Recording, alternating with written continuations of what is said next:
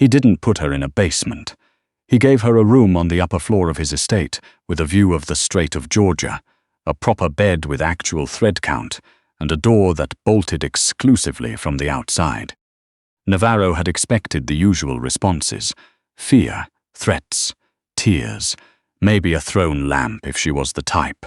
What he hadn't expected was Cass Aldridge spending the first morning methodically cataloguing every object in the room by approximate resale value, and then asking the housekeeper, through the cracked door, past the shoulder of the armed man stationed in the hallway, whether there was any possibility of getting a legal pad and a decent pen.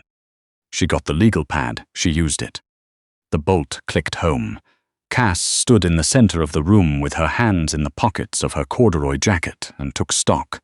The view through the rain-streaked window was legitimately spectacular. Dark water, distant islands, a sky the color of pewter pressing flat against the old-growth tree line. She had been in worse places.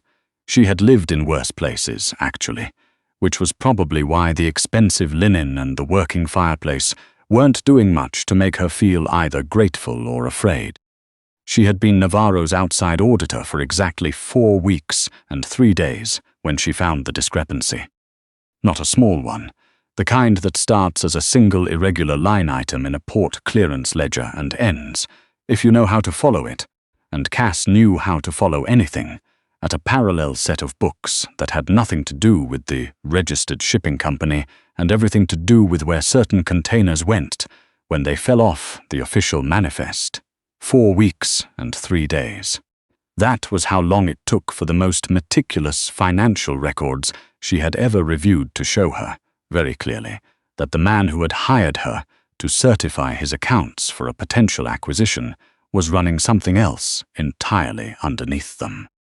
She had not reported it immediately. She had been working out exactly what she was going to do, whether to walk quietly or negotiate quietly, because screaming had never worked well for her, and she'd stopped trying it around age 15, when a car appeared in her building's parking lot on a Tuesday night, and 2 men she had never seen before knocked on her apartment door and said that Mr. Navarro would like to speak with her. They didn't say please. She went anyway because the alternative required a decision she wasn't ready to make at 11 o'clock on a Tuesday in the rain. That was 6 days ago.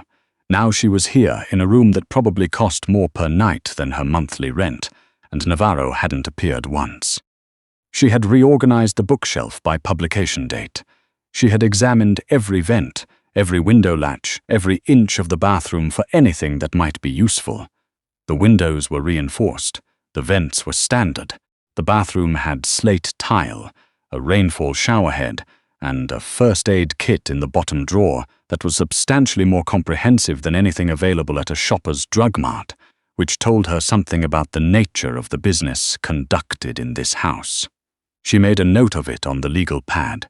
Old habit. On the morning of day 4, the bolt slid back without warning. Cass was sitting cross-legged on the floor with the legal pad propped on her knee when Roman Navarro walked into the room and stopped. She had seen him twice before, once in a boardroom in downtown Vancouver, where he'd shaken her hand with the kind of grip that didn't waste energy, and once across a hotel lobby where he'd moved through a crowd of people who all stepped out of his path without appearing to notice they were doing it. He was the kind of man buildings seemed to rearrange themselves around. Broad-shouldered, unhurried, with dark hair going silver at the temples, and a quality of stillness that Cass associated with people who had learned, at considerable cost, not to telegraph their intentions.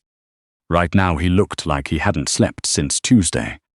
He was holding a glass of something amber, his tie was loosened, the lines around his mouth were cut deep, and he had the particular flatness behind his eyes of a person running on fumes and sheer bloody-mindedness.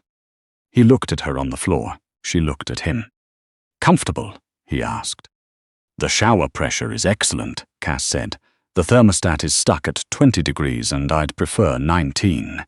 If I'm going to be detained indefinitely, I'd appreciate a cardigan." Navarro blinked. He took a slow sip of his drink. "This isn't a game, Miss Aldridge." "I'm aware. I was nearly run over in my own parking lot 6 days ago. She set the legal pad aside and stood without hurrying. Have you found the source of the customs delays? The ones in the Nanaimo clearance queue? He stared at her. What? I flagged it in my Week 3 report. Cass crossed her arms. Someone in the Port Operations Division has been generating duplicate invoices on the secondary manifests. It isn't random. The timing aligns with specific berth assignments, which means whoever's doing it has either memorized the scheduling rotation or has direct access to the dispatch system. She paused. If you have a leak, that's your starting point. The silence that followed had a particular quality. Navarro was not a man who got surprised often. She could tell because the surprise moved across his face like weather, fast and then gone. You came here to contain what you found, he said finally. You came here to figure out what to do with me. Cass held his gaze without flinching. She had learned a long time ago that flinching was an invitation. Those aren't the same problem. The first one you've already managed. The second one might be better served by letting me actually help you, rather than having me reorganize your guest room library for another week. Navarro looked at her for a long moment. The aggression she'd been bracing for didn't come. What arrived instead was exhaustion, the deep, structural kind, the kind that gets into the bones of a person who has been the only load-bearing wall in a building for too long. He turned and walked out without another word. The door locked behind him. Cass let out a slow breath. Her hands were steady. She was proud of that. He came back the next morning with a laptop and a thick accordion folder. The duplicate invoice scheme. He set both items on the desk without preamble. No external network access. Local server only. He paused at the door. Tell me what you need. Authorization to the encrypted birth files. She pulled the laptop toward her. And coffee, if that's possible. Navarro dragged the second chair to the desk and sat down. The room was small enough that his knee nearly touched hers. In the boardroom, there had been 12 feet of mahogany between them. Here there was nothing. She could smell his coffee. He'd apparently already had some. And underneath it, faint traces of cold air and something that might have been exhaustion distilled into a physical property. For 3 hours, they worked. It was the strangest 3 hours of Cass's professional life, and she had once spent an afternoon explaining a GST fraud scheme to a Crown attorney while wearing the same clothes she'd slept in.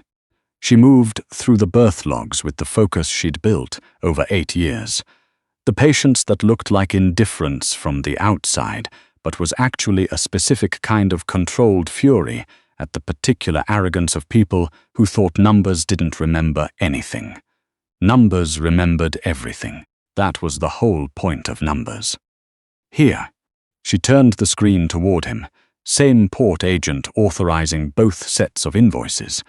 The names rotate, but the employee identification number doesn't. Whoever structured this was careful with the paper trail and completely careless with the system metadata. Navarro leaned forward to look at the screen. His shoulder brushed hers. He went still. She didn't move. Forley, he said quietly. The name had the sound of something landing. He's managed port operations for 6 years.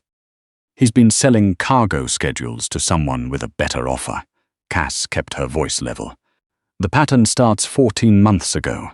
Whatever changed then, a new partnership, a new rival, a better price, that's your timeline.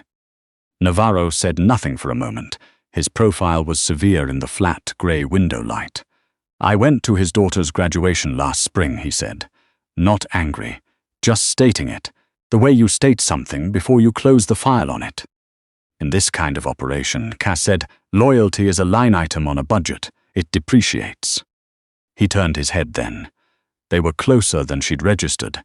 She could see the exact color of his eyes, dark brown, nearly black, and something in them she hadn't been prepared for, not the calculated coldness from the boardroom, something exposed, something that looked uncomfortably and precisely like relief. Why aren't you screaming? He asked.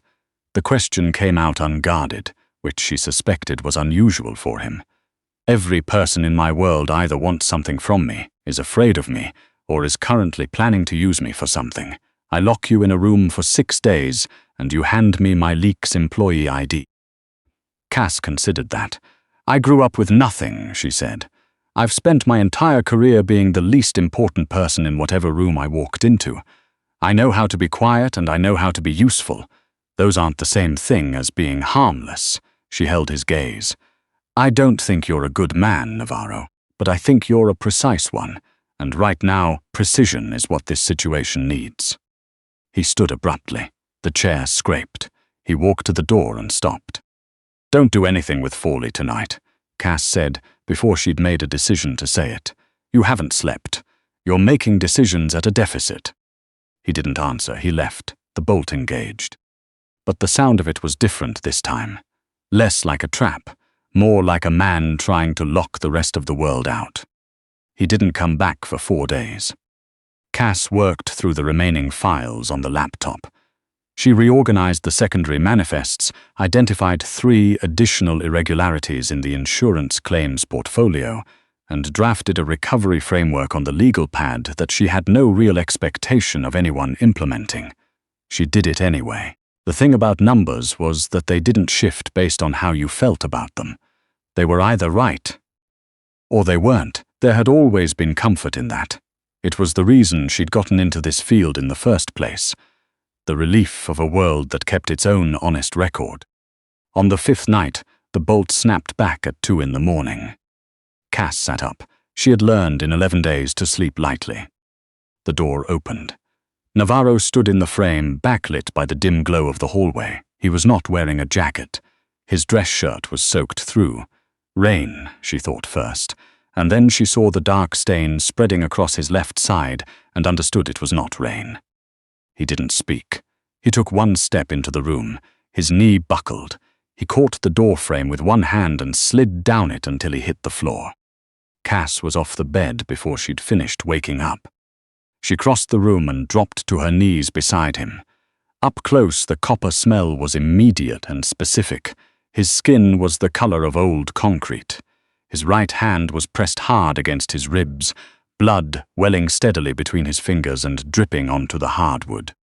Fawley had people I didn't know about, Navarro said. His voice had been scraped to the bone. You were right. I made a mistake. Stop talking. She pulled his hand away from his side. The shirt was torn, a jagged wound along the lower ribs, a graze, deep and bleeding freely, but not through the cavity. She had looked at that first aid kit for a reason. You need the bathroom. Can you stand? Probably. That's not yes. She got her shoulder under his good arm anyway. It took agonizing minutes. He was heavier than he looked, which she could have predicted. Men like Navarro always were. Density compressed into something that moved like it weighed nothing until it was leaning on you. She got him to the bathroom and down onto the closed lid of the toilet. First aid kit, she said, bottom drawer. I know it's my house. Then you know where the iodine is too. She found the kit herself. Military grade, the kind that assumed the nearest hospital was a significant obstacle rather than a minor inconvenience. She pulled on the latex gloves and turned back to him. Shirt off. He tried. His left arm was not cooperating. She took the trauma shears from the kit and cut the shirt from hem to collar and peeled the ruined fabric away from his skin. The scars were extensive. She registered them the way she registered anything, as data, evidence of a history, a record of chosen risk, written across his chest and ribs in healed tissue. She did not comment on them. She opened the iodine. This is going to hurt, she said. I noticed you didn't say sorry. I'm not. She poured the antiseptic directly into the wound. Navarro made a sound she was fairly certain he hadn't meant to. Something low and involuntary wrenched out of him. His right hand shot out and gripped her hip, not pushing her away, anchoring. His fingers dug in hard enough to bruise, and Cass let him, holding herself steady, not pulling back, not flinching. Breathe, she said, and her voice came out softer than she'd planned, more human than she usually allowed herself. It's clean now. I have to close it. She threaded the curved needle with hands that were not entirely steady. She had never stitched anything in her life. She knelt between his knees to get the right angle, and when she looked up, She found him already looking at her. "Don't watch the needle," she said. "Look at me." He did. His eyes were fever-bright and completely open in a way she suspected they never were when he was upright and functional. She pushed the needle through. His grip on her hip tightened. He didn't look away. They stayed like that through 7 stitches. Her hands working, his eyes on her face, the storm outside pressing against the frosted window glass. The professional distance she'd maintained for 11 days dissolved somewhere around the 4th knot. She couldn't locate exactly when, the crime boss and the auditor, the man with the operation and the woman with the ledger. It all seemed very far away from this small bathroom and the sound of his breathing. "Why did you come here?" she asked quietly, tying off the final stitch. "This house is full of armed men." Navarro was quiet for a moment. "I didn't know which of them were still mine," he exhaled. "And if it turned out I was wrong about that, I wanted to see something real first." Cass went still, scissors in hand. She looked at the clumsy stitches she had just sewn into his skin. She cut the thread. She pressed a square of gauze over the wound and taped it down firmly. "You're not dying tonight," she said. She stood, took a clean towel from the rack, and began wiping the blood from his hands and forearms. He let her. His head was heavy, tilting back against the cool tile. "Cass," he said, "quiet." She stopped. "The door," a slow exhale. "I didn't lock it when I came in." She turned. Through the bedroom, the hallway showed as a strip of dim amber light. Open. The access code sequence to the main gate was something she had memorized from the security panel 3 days ago. The patrol schedule was in her own handwriting on the legal pad. She knew the gaps. She looked back at him. His eyes were open, watching her, not testing, giving her the choice, the way a person hands over something they don't want to lose, but understand they cannot keep. Cass dropped the bloody towel in the sink. She walked out of the bathroom, crossed the bedroom, and stood at the door for a long time, looking out into the empty hallway. Then she reached out, pulled the heavy door closed, and engaged the bolt from the inside. She walked back to the bathroom. Navarro was watching her with an expression she didn't have a name for yet. It settled, slowly, into something that looked like a person who had been bracing for a blow that never arrived. "Get up," she said, offering him her arm. "Bed." By morning his color had improved. Cass had not slept. She was at the desk when he opened his eyes, the laptop casting flat grey light across her face. The encrypted satellite phone, heavy, expensive, the kind that cost more than her car and twice what it should, was on the desk beside her. She'd found it in his jacket pocket while checking for additional injuries. "Don't flatter yourself," she said, without turning around, when she heard him shift against the pillows. "I don't know the main gate codes by memory, and it was raining." A long pause. "That's a lie." "Yes." She heard the slow effort of him pushing himself upright, heard the hiss of air through his teeth. She turned. He was sitting up, his face tight with pain, looking at the bolted door. "The house," he said. "What's the status?" Fawley wasn't working alone. His people have been attempting to bypass the electronic locks on this wing since approximately 4 this morning. I've locked down access to the security grid from the main server. She held up the satellite phone. "I need your authorization code and the name of whoever you trust most." Navarro looked at the phone. She could see him calculating what it meant to hand it over, what it said about the current state of his empire that he was sitting here considering it at all. 6184, he said. "Speed dial 3, his name is Rice." She keyed in the code. The screen unlocked green. She dialed. The line rang twice. A voice answered, blunt, unhappy to be awake. "It's 4 in the morning. Someone better be dead." "Mr. Rice, my name is Cass Aldridge. I'm calling from the estate." She kept her voice in the register she used when informing financial institutions that their compliance frameworks had critical structural gaps. "The property is compromised. Fawley's people have the night rotation. I need you to bring a clean crew, no one hired in the last 8 months, to the service access on the north side. Approach from the coastal trail. The main road is being watched." Silence then. "I don't take direction from an accountant." You take direction from whoever currently has administrative access to the estate security grid. She did not raise her voice. If you'd prefer to approach the main entrance and walk into a crossfire blind, that's entirely your choice. Otherwise, you'll do exactly what I've described, and we can sort out the chain of command when the sun comes up. From the bed, a short exhale that was almost a laugh. Rice. Navarro's voice was raw but steady. Do what she says. Bring Tomlin. Approach from the north. A pause on the line. Then, 15 minutes. Keep the lights off. The line went dead. Cass set the phone down. Her hands were shaking. She folded them in her lap where he couldn't see. Rice arrived in 12 minutes with 4 men, and the contained fury of someone interrupted before finishing his coffee.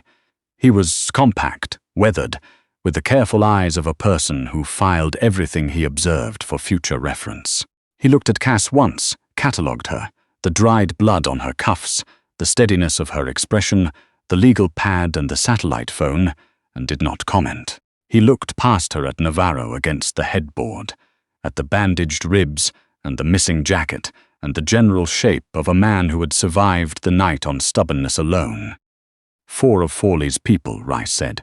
2 on the north perimeter, 2 in the service corridor. Handled. Fawley himself is in the wind. He'll surface, Navarro said. There's something else. Rice glanced at Cass with the careful expression of a man calculating what he could say in present company. She stays, Navarro said simply. Whatever it is. Reese absorbed this without visible reaction. Oakes reached out to Fawley's contacts 2 hours ago, looking to renegotiate his own arrangement. He let that sit. He's been skimming the bonded warehouse accounts.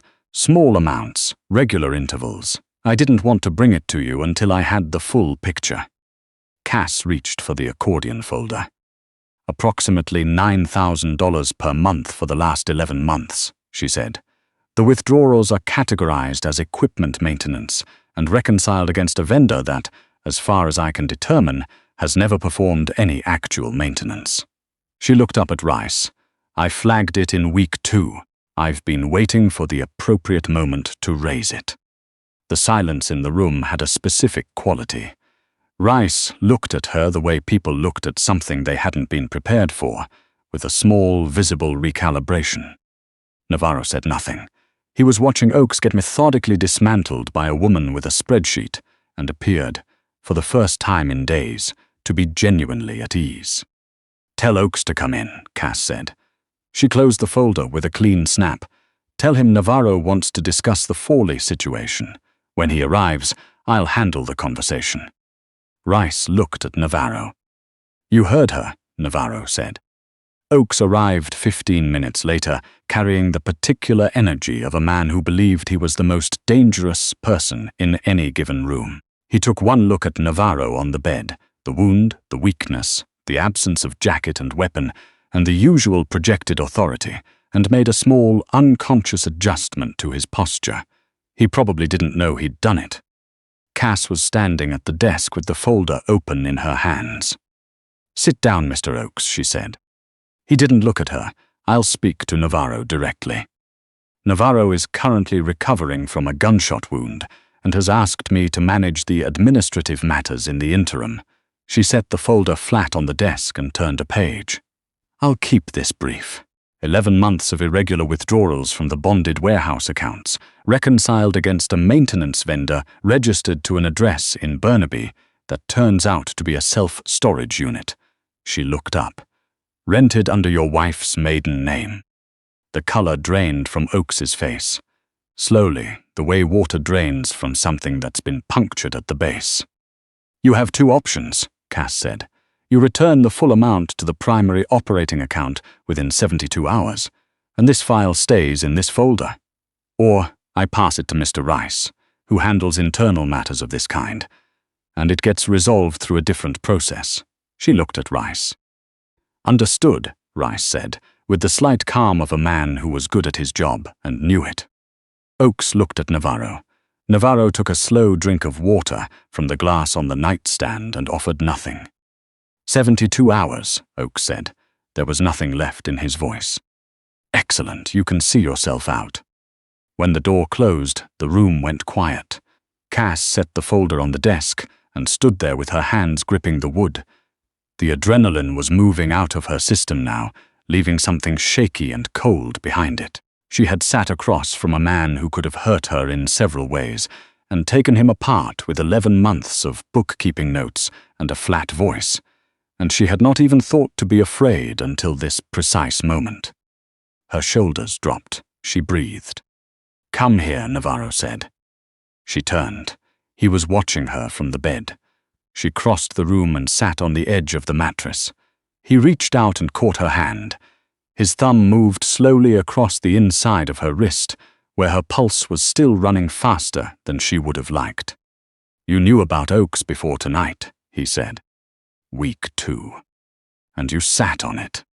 "I was your auditor." She looked at his hand holding hers. "It wasn't my place to act on it unilaterally. I filed a note and waited for the right moment." She paused. "The right moment turned out to be 2:30 in the morning with your lieutenant standing in the doorway. You weaponized 11 months of notes to protect my operation." She didn't answer that, because it wasn't quite the right word for what she'd been protecting. She didn't have the right word yet, and she wasn't going to look for it at this hour, with his thumb on her wrist and the sound of men moving through the floor below. "You should sleep," she said. "The door," he said. She looked at the bolted oak. Then she stood, walked to it, and left it exactly as it was. She turned back. "I locked it from the inside," she said. "That's a different thing." "I know." He leaned his head back against the pillows. "I know it is." She went back to the desk. She worked through the secondary manifests until the window shifted from black to grey to the pale, washed blue of a November morning over the strait. When she heard his breathing slow and even from the bed, something in her chest that had been tight for 11 days finally carefully let go. By noon, the guest room had become a command center. The desk held 2 open laptops, a legal pad dense with notes in Cass's small, precise handwriting, and 3 burner phones in various states of use. The room smelled of antiseptic, cold coffee, and the cedar of the old window frames. Navarro sat propped against the headboard. His color returned enough that he'd stopped looking like a bad decision that had outlasted the night. He watched Cass manage the logistics of his operation from a velvet armchair by the window, and did not comment on the particular efficiency with which she was doing it, because commenting felt like it might break something. She ended a call, set a burner on the desk, and drew a line through an item on the legal pad. "The Nanaimo berth allocation," she said, without looking up. "Sorted. The harbor authority was going to stall the inbound containers. I suggested very politely that the port authority might find the irregularities in their own maintenance billing quite interesting. She made a small note. They've become remarkably helpful." Navarro looked at her. "How long did it take you to find their maintenance billing irregularities?" "Approximately 4 minutes. She finally looked up. "People who steal from institutions they consider bureaucratic are never as careful as people who steal from institutions they're afraid of. It's a consistent pattern." He was quiet for a moment. "You went to school for this." "I worked for it." She said it without bitterness, but also without softening it. The distinction mattered to her. "My mother cleaned offices in Mississauga for 20 years. I was the first person in my family to finish a university degree. I did forensic accounting for the Crown for 6 years before I filed a report that was politically inconvenient for several people significantly more important than me." She set the pen down. "Then I went private, and then you hired me." "And now?" Cass looked at the legal pad, at the 11 days of notes, at the bolt on the door that she had put in place herself. "Now I know where all the bodies are buried," she said, figuratively, and in 2 cases rather literally based on the insurance write-offs in the Q3 report. Navarro let out a slow breath through his nose. It might have been a laugh. She was beginning to be able to tell the difference. "I had you brought here to contain what you'd found," he said. "I know." "It didn't work." "No," she met his gaze, "it really didn't." He was quiet for a moment. Then he pushed himself carefully off the bed and crossed the room. He stopped in front of the desk. He was close enough that she had to look up, which she did. "You locked the door from the inside," he said. "When I told you it was open, you could have walked out. You had the patrol schedule, the gate codes, a dozen gaps you'd mapped yourself." He paused. "Why?" Cass looked at him. She had spent 8 years being the least important person in whatever room she walked into. She had learned, at considerable cost, how to read what was underneath the presentation, the real numbers, the ones that told you what the official record had been designed to cover. She had been reading Navarro for 11 days, not the man who controlled the table in a boardroom, the one who had dragged himself to her door at 2 in the morning because she was the only person in a building full of armed men. He was certain wasn't deciding whether to use him for something. She understood now why he kept his books with such precision. It was the same reason she did. Some people built walls, some people built ledgers. It amounted to the same thing. A record of what had cost you something, so you'd know exactly what you could afford to lose. "Because you're precise," she said, "and I think precision is worth something." He reached out and tucked a strand of hair back from her face with a deliberateness that made it clear it was not a casual gesture. His hand stilled at her jaw. Cass did not move. "I should have handled this differently from the beginning," he said quietly. "Yes," she didn't pretend otherwise. "You should have. I kept you in this room to keep you separate from it, clean. I found the discrepancy in week 4, Navarro. I was never clean." She looked up at him steadily. "I just hadn't decided what to do about it yet." The kiss was not theatrical. It didn't need to be. It was the kind of thing that had been settled a long time before either of them had gotten around to acknowledging it. Deliberate, inevitable, tasting of strong coffee, and 11 days of accumulated tension, and something underneath that she suspected was simply the relief of being seen accurately by another person for the first time in years. When they broke apart, Cass pressed her forehead briefly to his shoulder.